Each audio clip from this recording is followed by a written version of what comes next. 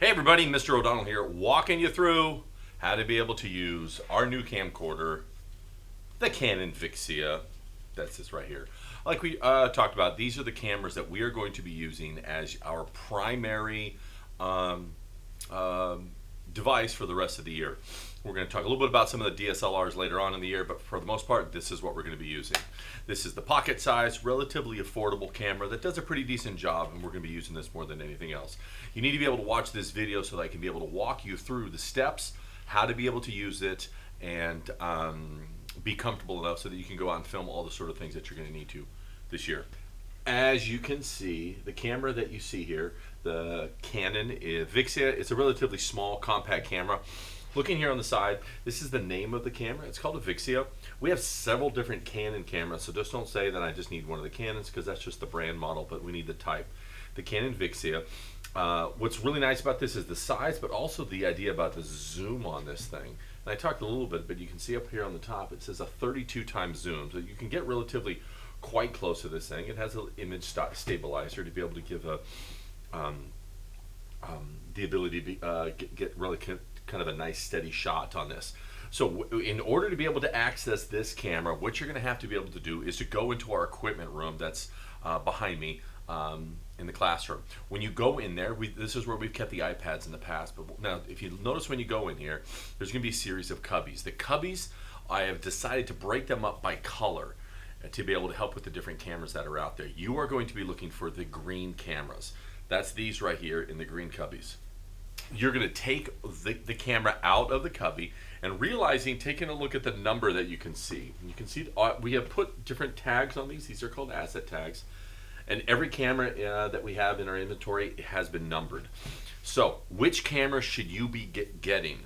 And I want you to take note of the second number that's on there, the 7 or the 3. Whatever the second number is going to indicate the camera that is going to be associated with your pod. So this camera, number 77, is going to go with pod number 7. There should be 2 cameras for each of the pods. So you should have a 67 and a 77. These are the cameras that you ultimately are going to pull out of there. Take the camera out. The camera does not have, it's not like a cell phone. If you look in the back over here, there's no battery attached to this thing. And so the batteries are detachable batteries that we need to be able to go get. So if you go back into the equipment room, like you can see here, as you walk in, you're going to be able to see a drawer that you can open up. Inside that drawer is a series of batteries that are colored. Much like the cameras, they're going to be color coded, and if you can see here, the batteries that you guys are going to want are these ones right here that have the green dot on them. Everything that you're going to be doing is green. The green cameras, the green cubbies, the green dots. All right, so now how to be able to attach this. If you notice the battery, the green dot just indicates what it is. And if you can see on the top, there's the bottom, but on the top you can see I have these prongs. These prongs I'm going to be able to attach to the back side of the camera where it says the battery should go. And so all I'm simply going to be able to do is take this, and I want to be able to insert that into there.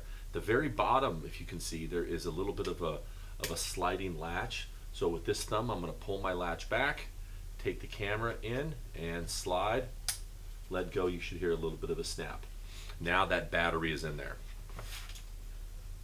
With the battery now attached, we need to turn the thing on. What's really nice on these things is that although there is a power button, you'll never really need the power button, because in order to turn this thing on, all you're going to be able to simply do is open up the swinging door that brings you to what is the LCD screen. And that automatically turns the camera on. And so now you can see the camera comes on, and it gives you a little bit of a beep, gives you any information that you want to be able to see, and now we have the camera LCD screen that is going to be on there. I'll try to be able to zoom in here so you can kind of see some of the stuff that is on the screen. And as you can see here, in the upper right hand corner, it's going to tell you how much time you have left in the battery. And you can see not a whole lot left in this one. There's only 35 minutes left in this. In the top left corner, there's the word auto. This is going to be something we're going to want to leave on here. This is going to be the basic automatic settings. In some of the more advanced cameras that we're going to use, we can change some of these. And then in the bottom left corner, I doubt you'll ever really need it, but if you ever wanted to be able to take a picture, that is the button that you'll hit to be able to take a photo on this thing. Now, if you realize I can't see anything on this, because if I flip around to the front of the camera, the lens is closed, okay? So off to the other side, there's a little bit of a slider here that just basically says if I slide it, that will open the lens open, or I can slide it back to the lens closed. When you're done, if you would please be able to put the lens, close that back up. Once I'm done with the camera and I'm finished with it, I only need to be able to do to turn it off is just close it there, and the camera automatically goes off.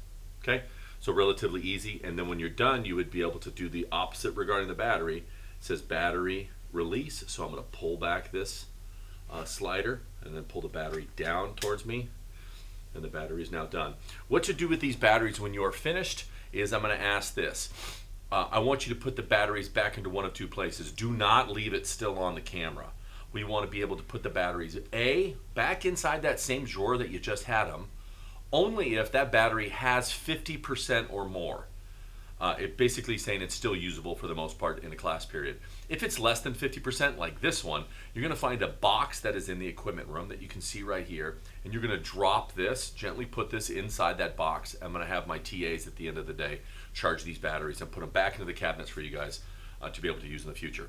Okay, let me put the battery back on here, and let's get going next. All right, on the right hand side, next to where we open it up, I have a Velcro strap where I can be able to change this in order to be able to fit my hand to be able to slide in. My hand's a little bit larger than most of yours, so I'm going to be able to open that up a little bit larger. You want that to get all the way down to the to your palm so that your fingers are able to be free on the top. Now the camera, you can see I'm not even holding it. It's simply attached to my hand. Okay, and the two fingers that we're really going to use while we do this is my index finger and my thumb. So the index finger, I'm going to take my hand out here for a second so you can see the top. My hand is going to rest like this, and the index finger is going to sit right on top of this sort of back and forth slider, and this is our zoom. And it has a W and a T on it, wide and tight. So as my hand sits on there, my right index finger, I'm just going to be able to move back and forth. I want to zoom in and zoom out. Now I think I've told you with your cell phones, we say never zoom with your feet, because there's a terrible, your cell phone's only trying to do a digital zoom. But like what we said here, you have this optical zoom on your camera, so use it. Use that thing, zoom in. Now understand, as you zoom in and you want to try to be able to film, you'll realize that it's harder to keep a steady shot the more zoomed in you are. So if you're going to want to zoom in on a lot of stuff, you may want to start thinking about getting a tripod or a monopod, and we'll talk more about that later. Okay, so my hand goes sliding in over here, and the right finger will sit there and let me be able to zoom in and zoom out. The other one, like I mentioned, is going to be my thumb. My thumb is going to rest right next to where the battery is, right here. And as you can see right up at the top there, there is a red button on here, and that's our record button. So hand sits right here like this, and for me to be able to record, I want to be able to click that on, click it off. But first off, by the way, I need to have it open so we can turn it on.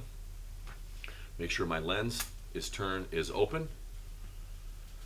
Have my hand put in there, and now I can see right above where I'm doing. There's there's some lights that I can take note of. One is, do I have power on this thing? Yes, it's green. And this other one that says access, that is going to let you know when I hit the record button. Watch what's going to happen.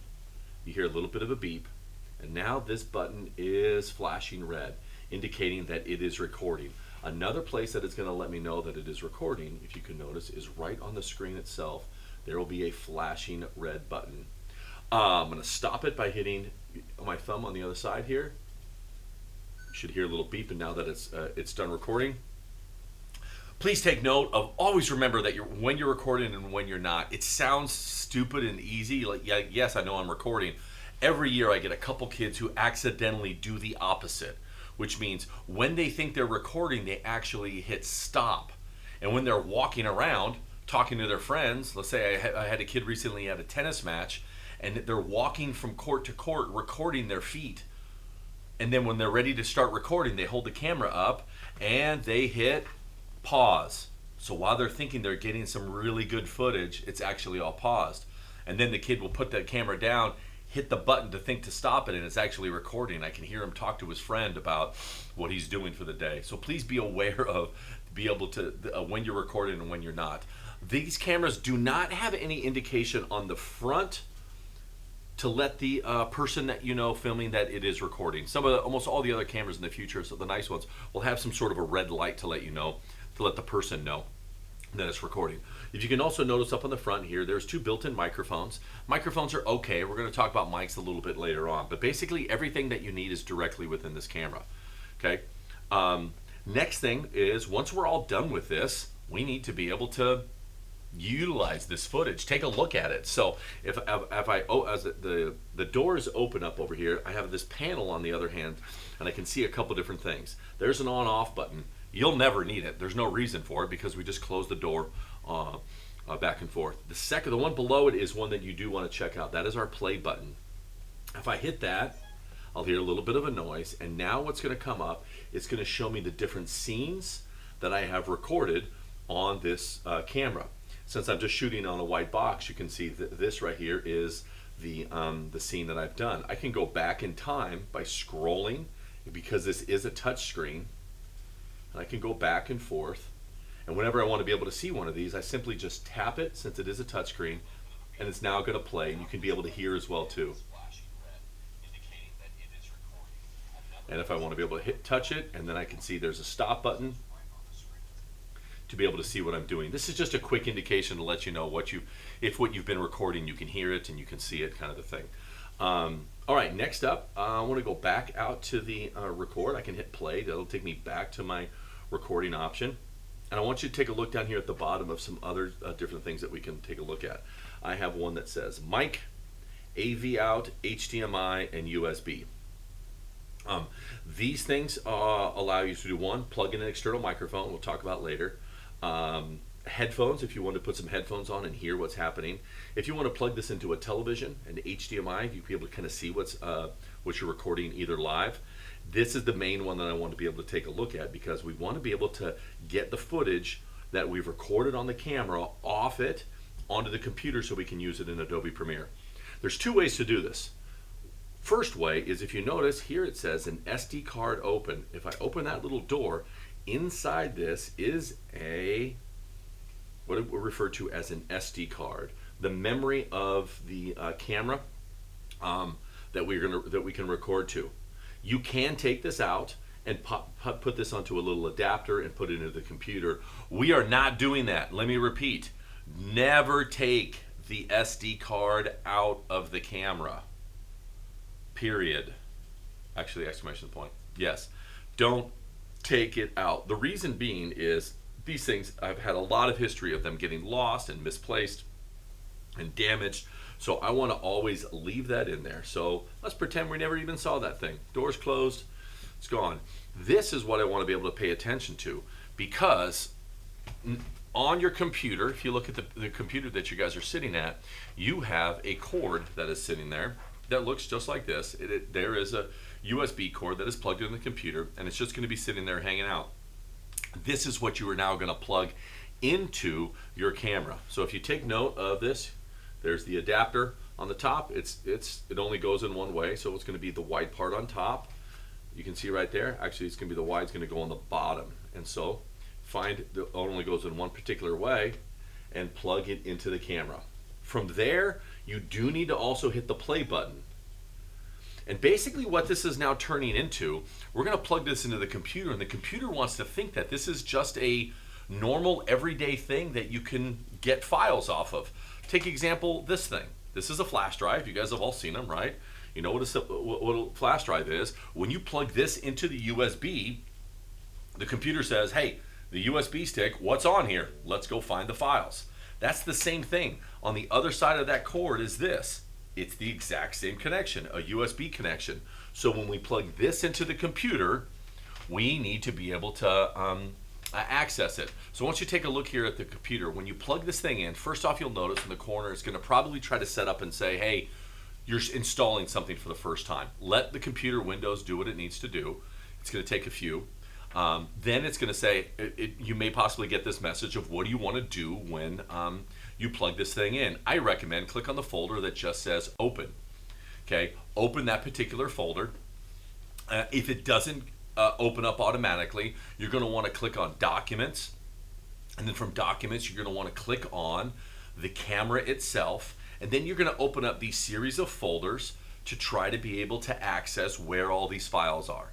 We've done this before when I shared the files from the homecoming, from the first lesson that we had done, and where you were going to highlight all of those files, copy those files, move them to the D drive where you have a folder in the D drive. And by the way, on the D drive, I'm always going to recommend that you should, every new project that you're going to do, you're going to want to create a separate folder inside your name, because you're going to do video after video after video, and there's going to be a lot of files in there, so it can get really confusing. So every time you're doing a new video project, just make a new one. So this one you can call it Canon or the VIXIA, and you make that folder, put all the files directly into there. That's where you're able to see them all. Next time what we're going to do is learn a little bit how to be able to move these into Adobe and start editing. But for the most part today, is all we're learning is about how to be able to film, plug this into the computer, and copy your files back over. Good luck with your new Canon VIXIA.